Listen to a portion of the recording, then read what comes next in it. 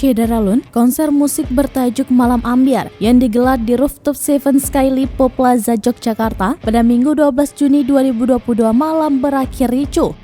Kasih Humas Polresta Yogyakarta AKP Timbul Sasana Raharja menjelaskan, kejadian itu berlangsung pada Minggu malam sekitar pukul 20.30 waktu Indonesia bagian Barat, di mana sesaat setelah konser itu berlangsung, jumlah penonton yang datang ke lokasi konser semakin bertambah.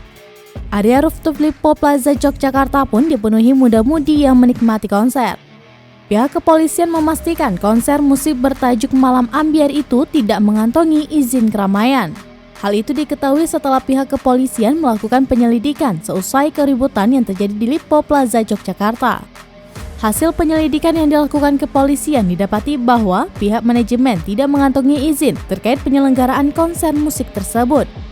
Kasih Humas Polresta Yogyakarta AKP Timbul Sasana Raharja mengatakan, sampai saat ini belum ada pihak yang melapor maupun yang dilaporkan.